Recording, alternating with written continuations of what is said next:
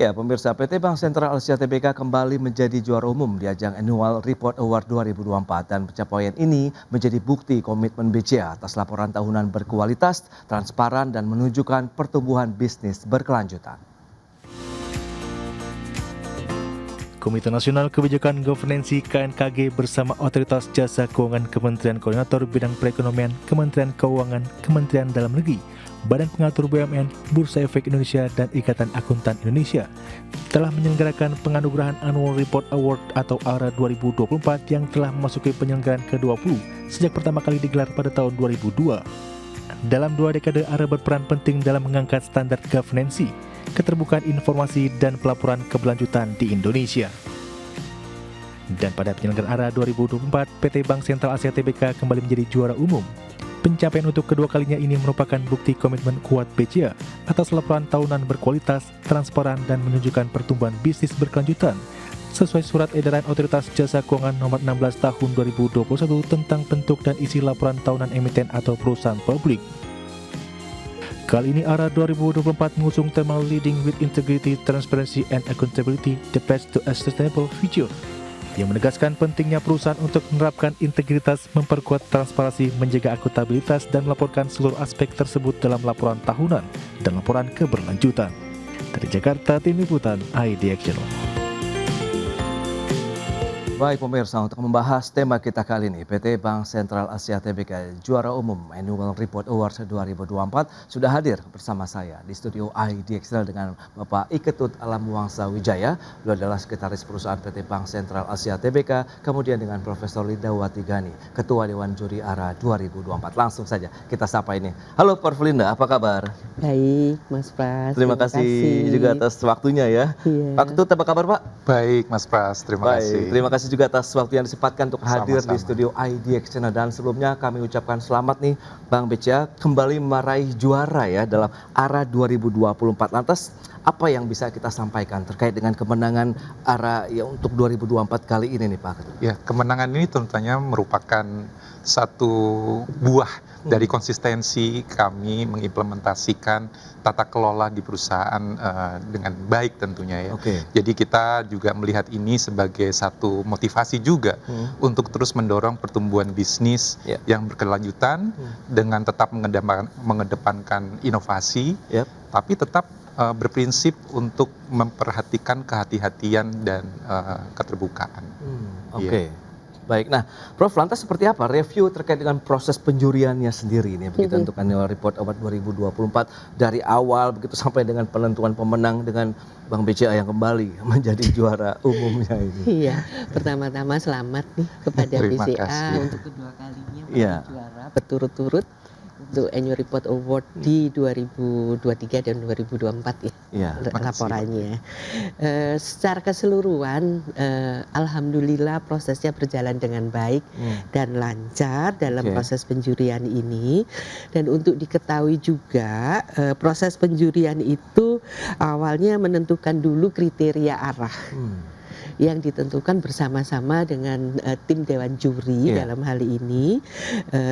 Dan itu dilakukannya dalam 2 tahap besar, yaitu yang kami bagi menjadi tahap desk evaluation, yang kedua adalah tahap wawancara. Nah pada saat di desk evaluation ini, Dewan Juri dibantu oleh tim staf Dewan Juri yang memberikan penilaian atas data yang disampaikan oleh perusahaan itu sendiri. Jadi di sini perlu saya garis bawahin bahwa data yang di-input yang masuk ke dalam sistem penilaian tersebut itu adalah self-assessment. Jadi bukan dilakukan oleh kami di Dewan Juri ataupun pelaksana, tetapi dari pihak peserta ya, Bapak-Bapak dalam hal ini. Sehingga yang sangat menentukan itu semestinya perusahaan itu sendiri. How prepare are they to give us the data? Betul. Dan itu semua sudah diatur di dalam suatu pedoman yang memang kami berikan sejak awal begitu perusahaan tersebut mendaftarkan diri sebagai peserta ARA.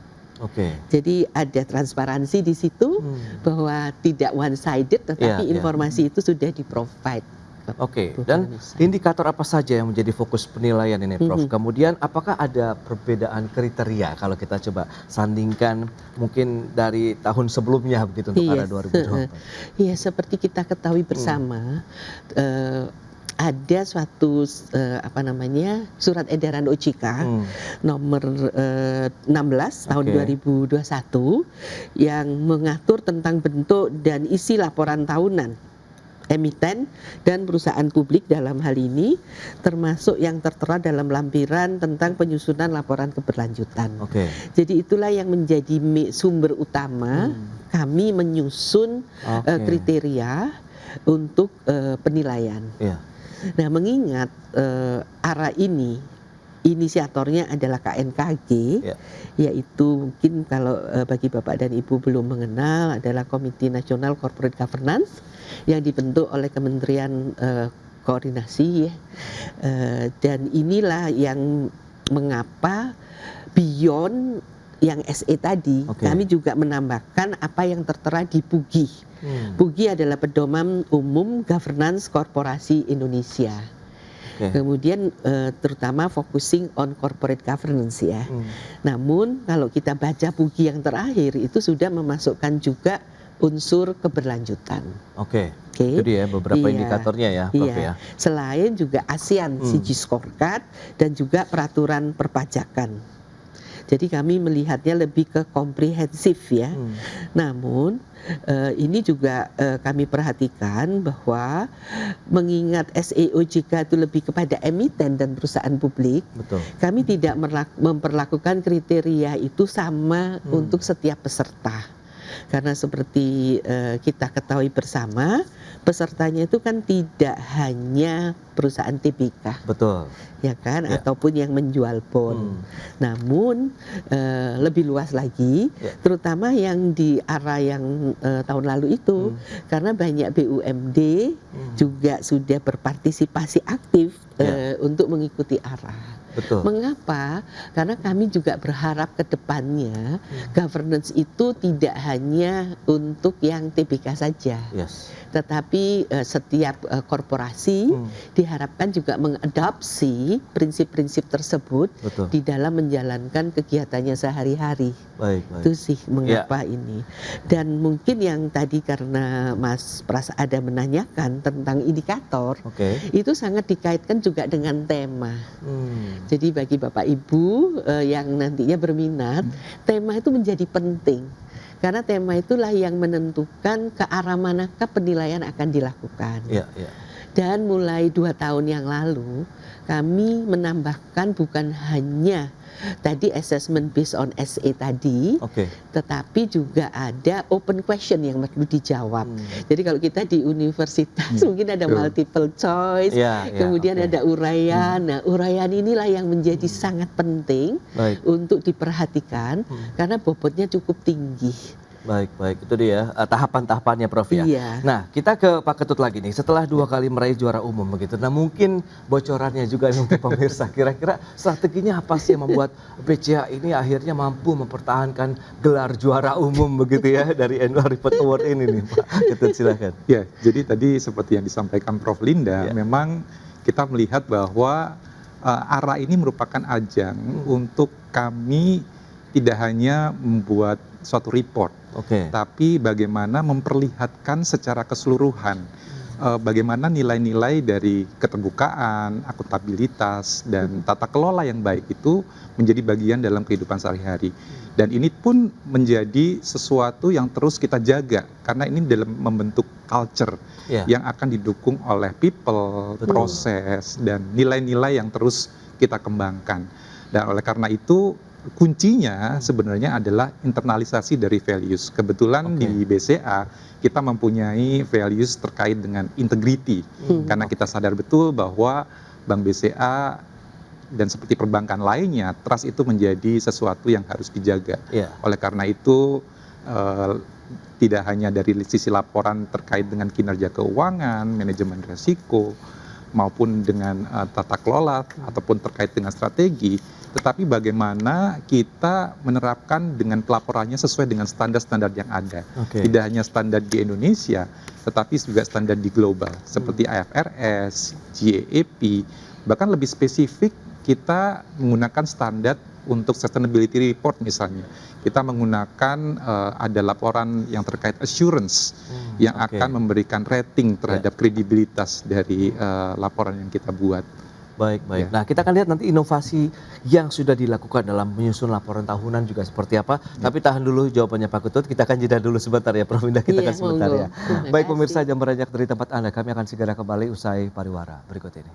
Baik pemirsa, kita akan lanjutkan kembali perbincangan menarik ini bersama dengan Bapak Ketut Alam Wangsa Wijaya, Sekretaris Perusahaan PT Bank Sentral Asia Tbk, kemudian dengan Profesor Rindawati Gani, Ketua Dewan Juri ARA 2024. Nah, tadi sempat tertunda kalau kita bicara mengenai inovasi apa saja. Kalau strategi tadi sudah disampaikan. Nah, inovasi ini yang mungkin menjadi hal yang baru begitu. Mengingatkan inovasi harus terus menerus dilakukan begitu nih Pak Ketut. Silakan.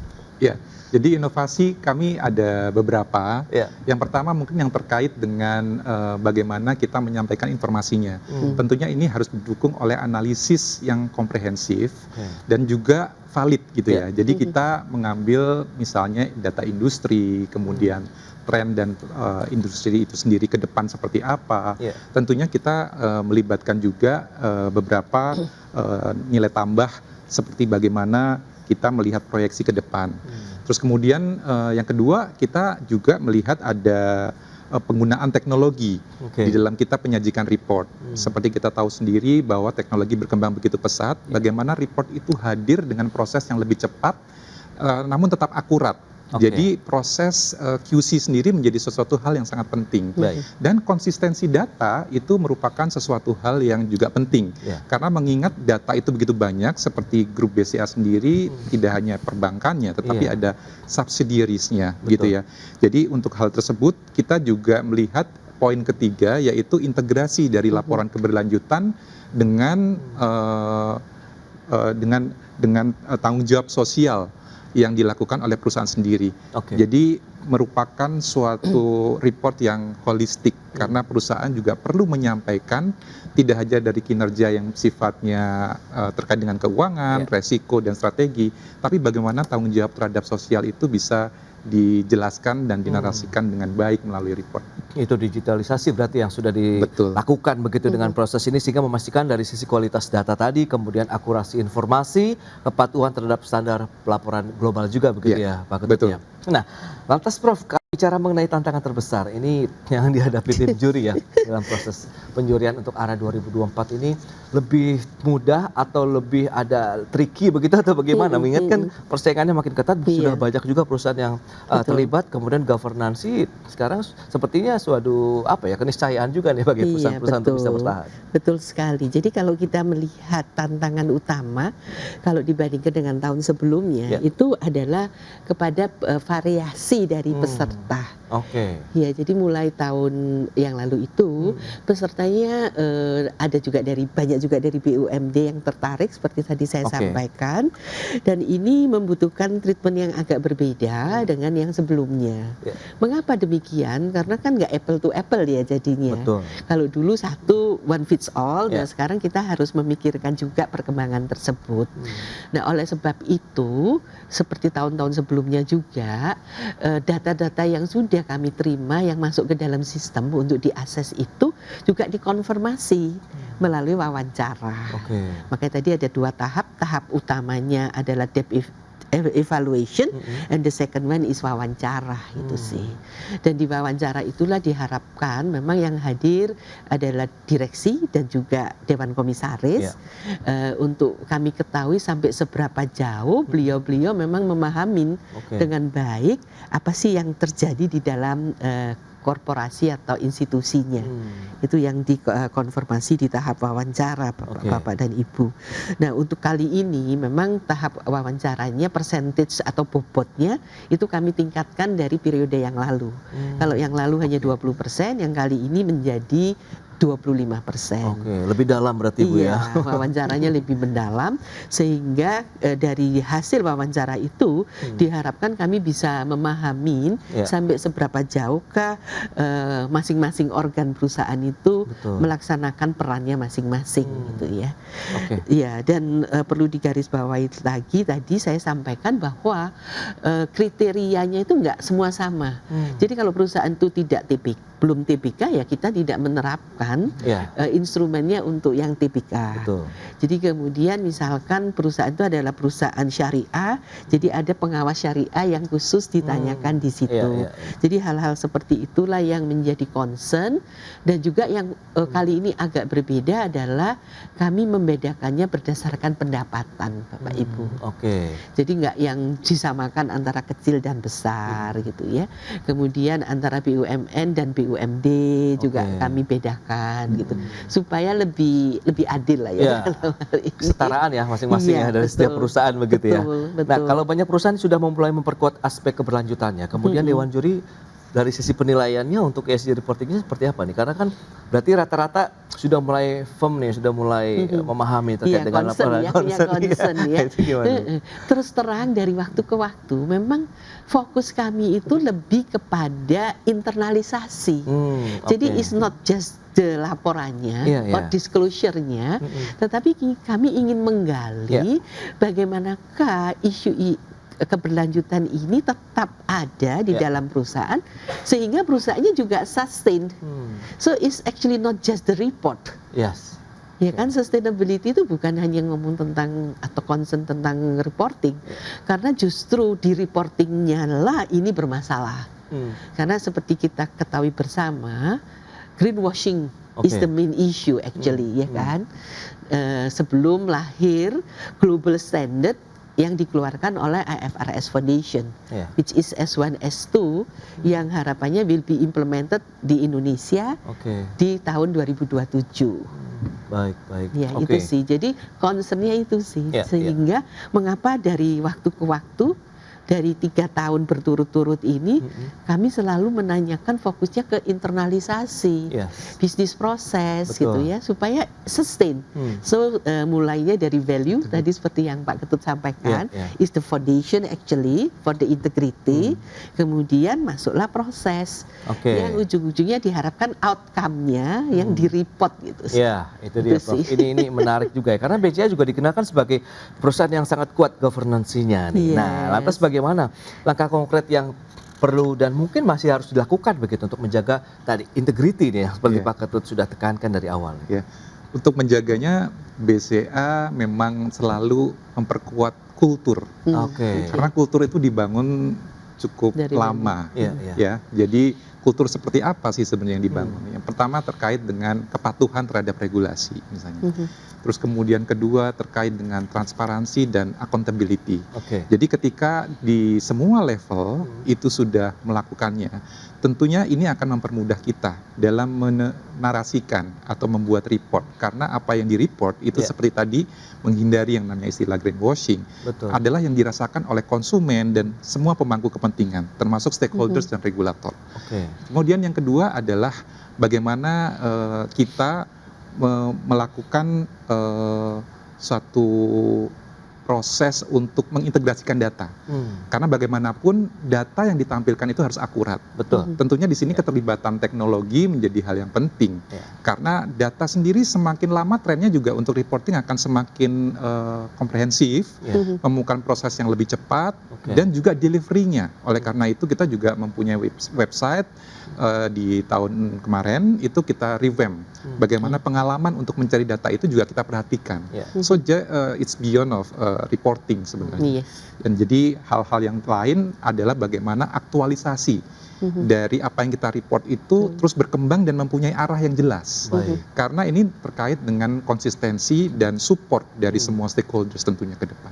Baik, tantangan terbesar yang dihadapi BCA dalam mempertahankan tadi kinerja kuat sambil tetap memenuhi standar ESG kemudian sustainability akan kita bahas nanti di segmen berikutnya. Kita akan jeda kembali sebentar, tetaplah bersama kami. Baik pemirsa, kita akan lanjutkan kembali perbincangan bersama dengan Bapak Ketut Alam Wangsa Wijaya, Sekretaris Perusahaan PT Bank Sentral Asia Tbk, dan Profesor Lindawati Gani, Ketua Dewan Juri ARA 2024. Nah ini dia, menarik kalau kita cermati, kalau bicara mengenai tantangan terbesar yang mungkin masih dihadapi oleh BCA ini apa saja? Apakah sudah dimitigasi, kemudian solusinya sudah dicarikan, atau bahkan sudah dihilangkan ini Pak Ketut? Silakan. Iya. Baik, kalau kita berbicara mengenai tantangan, kita bagi dua, ada tantangan eksternal dan internal ya. Kalau tantangan eksternal tentunya terkait bagaimana kita mengimplementasikan regulasi itu sendiri. Baik regulasi di Indonesia sendiri, tentunya seperti dari OJK gitu ya, bisa kita patuhi. Namun tentunya dalam proses mematuhi itu ada tantangan-tantangan dan persiapan-persiapan terkait dengan people, terkait dengan proses gitu ya. Dan itu membutuhkan suatu koordinasi yang baik di semua lini bisnis. Kemudian yang kedua adalah bagaimana kita mengadopsi juga perubahan-perubahan dan transformasi regulasi yang terjadi secara global. Karena itu sangat dinamis dan mempunyai standar sendiri yang mungkin berbeda satu dengan lain. Nah ini adalah merupakan tantangan bagaimana kita tetap bisa di tengah ekspektasi investor misalnya secara global itu mengkomunikasikan secara proaktif mengenai progres, mengenai kendala, dan ini kan bisa merupakan bagian dari proses menampilkan keterbukaan informasi dan tata kelola yang baik. Kemudian yang kedua adalah terkait tantangan internal. Di sini kita melihat bahwa tadi internalisasi nilai-nilai dari ESG atau keberlanjutan itu sendiri di dalam praktek bisnis sehari-hari tentunya memerlukan upaya yang berkelanjutan dan dukungan dari semua pihak, dari top level, dari direksi dan komisaris. That's why komitmen dari direksi dan komisaris menjadi sangat penting untuk mendukung ini. Dan secara lebih spesifik tentunya output yang diinginkan adalah bagaimana dampaknya misalnya terkait net zero emission misalkan. Jadi framework yang ada dalam SDG itu sendiri juga menjadi salah satu tolak ukur bagaimana kita bisa melewati tantangan-tantangan itu. Namun komitmen yang kita dapat itu secara nggak langsung begitu kuatnya karena kita sadar bahwa jika kita bisa melewati tantangan ini akan memperkuat daya saing kita. Jadi ini it's beyond compliance buat kami. Baik, nah lantas sejauh mana BCA juga memandang begitu bahwa peran sustainability dalam strategi jangka panjang, kemudian bagaimana hal tersebut tercermin juga nih dalam laporan annual report 2024 yang kemarin sudah kita lalui. Ya, baik. Jadi sustainability itu sendiri mempunyai pilar dan framework yang menurut kami justru akan memperkuat dan menjaga fondasi kita untuk bisa tumbuh secara berkelanjutan. Karena di situ ada aspek di mana bagaimana kita melakukan etik dalam melakukan doing business. Kemudian kedua, bagaimana kita menempatkan proses kontrol dalam aktivitas bisnis kita serta pengawasan termasuk dari regulator, dan bagaimana kita misalnya juga menangani permasalahan dari nasabah kita karena mereka juga stakeholders, dan bagaimana kita memperlakukan karyawan secara internal sehingga mereka bisa produktif dan nyaman untuk bekerja. Dan kemudian yang terakhir bagaimana kita juga bisa memenuhi ekspektasi dari regulator untuk bisa menjalankan bisnis dengan aturan yang selalu dipatuhi namun tetap inovatif. Itu dia, menarik Pak Ketut. Lantas benang merah apa yang bisa disampaikan Prof. Linda ya terkait dengan beragam langkah yang sudah disampaikan oleh Pak Ketut dari strategi, inovasi, bagaimana upaya untuk menjaga integriti tadi begitu. Mungkin saya mulai dari anggapan atau persepsi. Jadi banyak yang menganggap bahwa melakukan kegiatan sustainability issue ini semacam expense atau beban gitu ya. Nah, namun kalau kita mendengarkan bersama dari penjelasan Pak Ketut tadi, BCA tidak memposisikan seperti itu. Tetapi dengan dasar value yang kuat yang menjadi fondasi untuk beroperasi secara berintegritas, kemudian memikirkannya, menginternalisasi itu ke dalam proses. Sehingga ini adalah salah satu strategi bersaing semestinya untuk just beyond compliance. Nah ini mungkin yang perlu kita sadarin bersama is actually not tick mark ya kan, memenuhi ini as a compliance exercise, tetapi menjadi daya saing dari korporasi itu sendiri apabila memperhatikan hal-hal seperti yang disampaikan tadi. Nah, implikasinya apa kalau sudah dilakukan? Implikasinya adalah storytellingnya. Nah, inilah yang penting. Jadi tidak bisa satu pola, one fits every company. Jadi setiap perusahaan itu harus punya ciri khasnya sendiri, karakteristiknya sendiri, dan informasi yang harus didisclose. Jadi makanya mohon maaf nih, nggak bisa nyontek lah ya. So it's no more plagiarisme, tetapi benar-benar storytelling dari apa yang masing-masing perusahaan lakukan. Betul. Dan ini kalau diterjemahkan kembali ke kriteria yang kami pakai di ARA ini adalah yang tadi itu open question. Yang dikaitkan dengan tema-tema. Dan ini biasanya bobotnya cukup besar, karena itulah yang memberikan bonus ya kepada apa yang sudah disampaikan. So kalau tadi SEOJK kami pakai sebagai dasar is more on compliance side, tetapi yang di sisi lain yang dimintakan dari perusahaan is about mereka menjelaskan yang saya sebut dengan istilah storytelling tadi, apa sih yang mereka lakukan para pemirsa.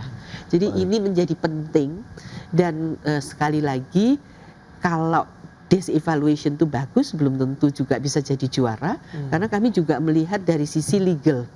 Jadi legal pajak tuh harus clear semua.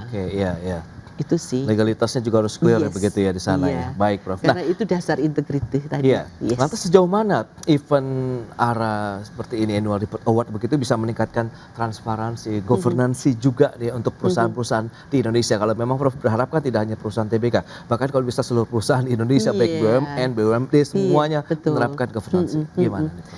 Jadi kami harapkan dengan memberikan semacam panduan pertanyaan ya, itu mereka bisa mengikuti kan ya, paling tidak merespon.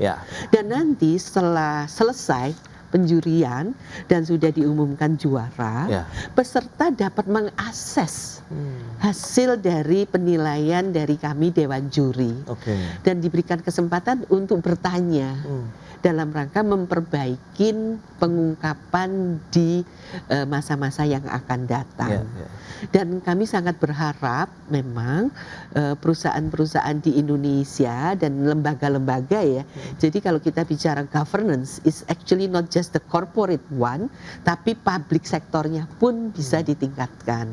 Karena di mana-mana private and public itu kita perlu bersama-sama kalau kita memang mau memajukan negara dan bangsa ini. Baik, Prof.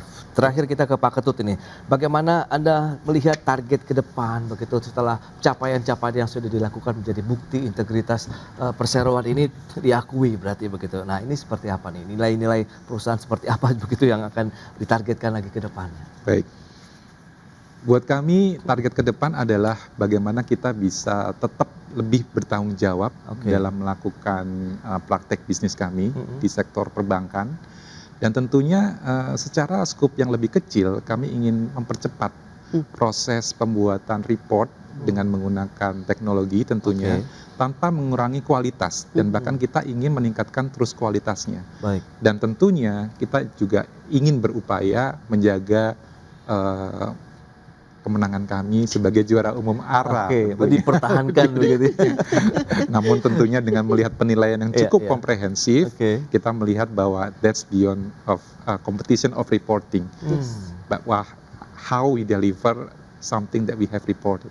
It's more important. Itu dia, berarti bisa menjadi pionir juga begitu ya dari penyelenggaraan ARA begitu untuk 2000 next-nya begitu ya 2025 seperti apa, karena ini akan menjadi salah satu mungkin patokan atau panduan ya bagi perusahaan-perusahaan lain begitu ya, Prof Rida. Baik, ini saya sekali waktu terbatas, terima kasih banyak Prof Rida atas kehadirannya di studio IDX Channel. Pak Ketut, sukses Pak untuk PCA selanjutnya begitu ya. Selamat lanjutkan aktivitas Anda kembali, sampai berjumpa kembali ya Prof ya. Makasih Mas Pras. Makasih Mas. Ya, pemerintah berencana untuk menghentikan impor sejumlah produk bahan bakar minyak olahan mulai tahun 2027 mendatang, di mana rencana tersebut sejalan dengan target penguatan kedaulatan energi nasional. Pemerintah melalui Kementerian Energi dan Sumber Daya Mineral menargetkan penghentian impor sejumlah produk bahan bakar minyak olahan secara penuh mulai tahun 2027. Langkah strategis ini mengandalkan optimalisasi kapasitas kilang dalam negeri serta pelolosan mandatori bahan bakar nabati untuk memperkuat kedaulatan energi nasional. Menteri Energi dan Sumber Daya Mineral Bahlil Lahadalia menegaskan 3 jenis bahan bakar utama yakni bensin, solar, dan aftur diproyeksikan tidak lagi didatangkan dari luar negeri dalam 3 tahun ke depan. Hal itu sejalan dengan fokus pemerintah yang akan bergeser dari semula mengimpor produk jadi menjadi hanya mengimpor minyak mentah untuk diolah di kilang domestik. Kemudian untuk 2026 ini juga telah kita merancang untuk 2027 tidak lagi kita melakukan impor bensin yang Iron 92, 93, 95. 92, 95, 98. Nah, ini kita akan selesaikan nanti di akhir 2027. Supaya apa? Kita tidak lagi terlalu banyak mengimpor produk. Tapi nanti yang kita ke depan adalah kita impor adalah crude-nya. Adapun khusus untuk komoditas solar, waktu penghentian impor ditargetkan lebih cepat, yakni pada semester 2 di tahun ini. Rencana ini didorong oleh proyeksi surplus produksi solar nasional yang mencapai 1,4 juta kiloliter per tahun dan berbanding dengan total konsumsi dalam negeri yang berkisar 38 juta hingga 39 juta kiloliter per tahun. Bahlil menjelaskan penghentian impor dimulai awal tahun ini dari solar yang disubsidi pemerintah yakni jenis CN48. Adapun solar jenis CN51 atau solar non-subsidi yang umum digunakan oleh sektor industri akan menyusul untuk dihentikan impornya. Dari Jakarta, Tim Liputan, IDX. Ya, pemirsa, untuk membahas tema kita kali ini, impor BBM di stop untuk mendukung kedaulatan energi nasional, kita sudah tersambung melalui Zoom bersama dengan Mas Mose Rizal, praktisi industri migas. Langsung saja kita sapa nih. Halo, Mas Mose, apa kabar? Halo, Mas Mose. Ya, halo. Ya, halo, selamat pagi, Mas Mose.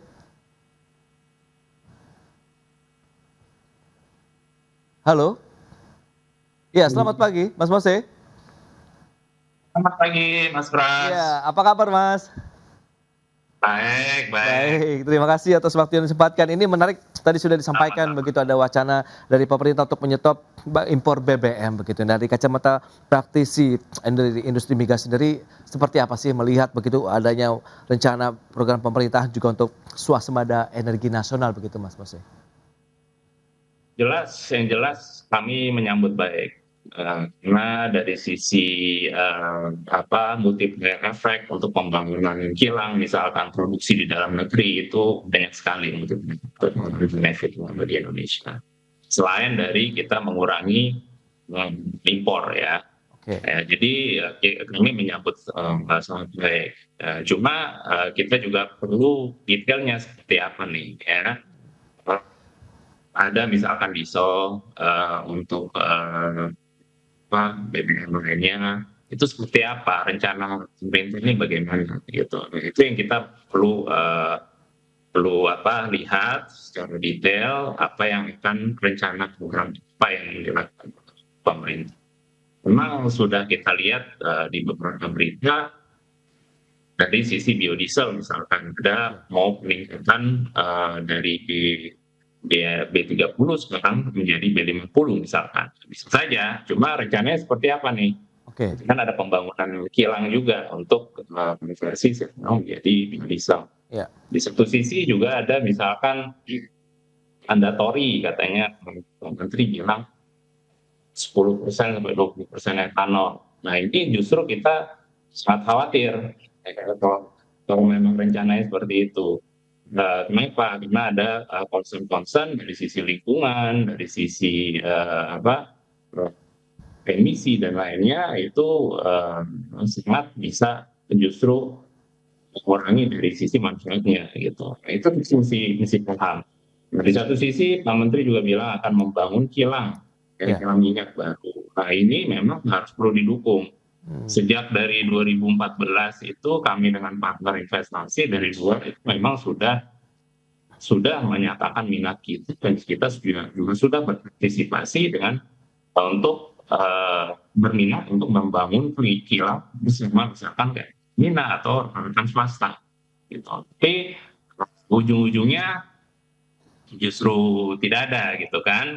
Akhirnya kayak RDP berikutnya itu akan dibangun sendiri oleh China dengan biaya dari Pertamina sendiri. Itu menurut saya sangat disayangkan. Kenapa? Karena kilang minyak ini memang kompleksitasnya tinggi. Kalau dari sisi di Indonesia, NCI indeksnya itu sekitar 9 sampai 10, 9. Jadi resiko itu tinggi. Nah, saya sarankan untuk pembangunan kilang di Indonesia, kalau memang misalnya jual, terus ada partner equity gitu. Partner investasi yang masuk sebagai equity, nggak cuma hanya pinjaman saja. Nah, ini yang harus dipertimbangkan oleh pemerintah gitu. Nah, ini yang kita mesti tekankan ke pemerintah untuk bisa mendorong lagi pembangunan kilang dan produksi dalam negeri. Mas Mose, berarti dengan beberapa tantangan tadi terkait dengan ketersediaan kilang ya, kemudian teknologi pengolahannya sendiri, menurut Anda dengan rentang waktu begitu untuk kita melakukan upaya stop BBM nanti rencana ini, apakah cukup aman begitu untuk bisa menyokong produksi di dalam negeri apabila memang upaya menyetop BBM ini benar-benar dilakukan begitu Mas Mose? Ya, jadi kita harus mesti balik lagi BBM yang mana nih? Kalau diesel memang sudah direction-nya, arahnya sudah bagus. Satu adalah di Papua kemarin disebutkan oleh Presiden untuk menambah kapasitas kilang kita sekitar 100.000 barrel, which is bagus. Di satu sisi juga katanya produksi CPO untuk biodiesel ditingkatkan juga, which is bagus juga. Walaupun di situ ada concern deforestasi karena sawit ya. Itu juga harus ditimbangkan. Nah, kalau dari sisi BBM yang lainnya, nah ini kita juga harus mesti perhatikan seperti apa, kayak misalkan etanol. Kita taruhlah etanol. Etanol itu kapasitas produksi di Indonesia itu hanya 40.000 kiloliter tahunnya. Sedangkan kalau kita membutuhkan 10 sampai 20, apalagi 20%, itu luar biasa peningkatan. Kita butuh puluhan juta, misalnya hampir ratusan juta gitu. Ya itu dari mana? Ujung-ujungnya kan kalau untuk memenuhi dalam jangka pendek harus impor. Jadi pengalihan impor dong gitu kan. Kalau di satu sisi kalau kita mau bangun produksi misalkan di Indonesia itu kan harus membutuhkan nggak cuma hanya kilangnya saja, tapi membutuhkan lahannya juga untuk pergunya, untuk jagungnya misalnya, untuk jagung. Nah ini ada concern tambahan di mana ada isu deforestasi. Dari sisi emisi itu juga tidak begitu optimal sebenarnya mengurangi emisi, karena biofuels dari etanol itu tidak bisa masuk ke dalam NDC Indonesia. Ini jadi concern, nah terus buat apa gitu. Nah makanya yang kita dukung adalah bagaimana kita meningkatkan kapasitas kilang minyak sekarang. Sekarang kilang-kilang minyak kita ini yang paling muda selain dari NDC itu 10 tahun. Kita ada kilang yang udah lebih 100 tahun. Nah ini butuh kilang-kilang baru memang untuk produksi dalam negeri. Nah ini yang harus tadi ada concern dari sisi investasi dan lain sebagainya, itu juga perlu diperhatikan untuk kita memboost produksi dalam negeri. Oke, nah ini menarik. Proyek Refinery Development Master Plan atau RDMP ini kan juga terus berjalan Mas Mose. Nah apakah nanti akan bisa meningkatkan kapasitas kilang saat ini juga nantinya begitu selaras dengan laju pertumbuhan konsumsi BBM juga di dalam negeri? Kita akan bahas nanti di segmen berikutnya Mas Mose. Kita akan jeda dulu sebentar ya. Dan pemirsa, kami akan segera kembali usai pariwara berikut ini. Ya, terima kasih Anda masih bergabung bersama kami dalam Market Review, dan kita akan lanjutkan kembali perbincangan menarik ini bersama dengan Mas Mose Rizal. Beliau adalah praktisi industri migas. Nah ini menarik, kalau kita cermati dari sisi tadi, proyek Refinery Development Master Plan yang masih terus berjalan. Nah dari pengamatan Mas Mose sendiri, apakah peningkatan kapasitas kilang kita saat ini sudah selaras juga dengan laju pertumbuhan konsumsi BBM di dalam negeri, atau ini perlu kita kejar lebih kuat lagi begitu Mas Mose? Ya memang saya tahu banyak mengenai kilang minyak karena investor kita yaitu perusahaan dari Eropa memang ikut partisipasi dalam itu yang berminat untuk investasi di kilang-kilang minat kayak Balikpapan, Dumai dan Tuban petrokimia. Nah itu makanya kita tahu detail-detailnya dan lain sebagainya. Cuma memang saya tidak bisa terbuka di sini. Dari sisi memang kalau saya sebagai warga Indonesia ya kita selalu mendorong pun yang bisa kita produksi di dalam negeri. Ini kan termasuk programnya hilirisasi, ya kan, hilirisasi dari industri migas. Jadi memang bagus sekali dan memang harus ditingkatkan. Cuma dari sejak lebih dari 10 tahun yang lalu kita berminat investasi, itu susah sekali ini pembangunan kilang-kilang baru ini. Investor satu mundur, Rosneft, terus ya, terus ada Mubadala, dan lain sebagainya, termasuk ini juga akhirnya. Jadi itu yang kita khawatirkan dari sisi Indonesia kebutuhannya kita butuh, dan ini penting bagi industri dalam negeri. Kenapa? Karena dengan kita membangun kilang minyak di dalam negeri, multiplier efeknya itu luar biasa dari sisi misalkan karyawan ya, peningkatan tenaga kerja di Indonesia. Terus juga industri-industri pendukungnya juga itu bisa memanfaatkan kilang-kilang minyak baru ya, karena itu luar biasa multiplier efeknya. Selalu kita dorong untuk bagaimana kita membangun kilang minyak di Indonesia ya.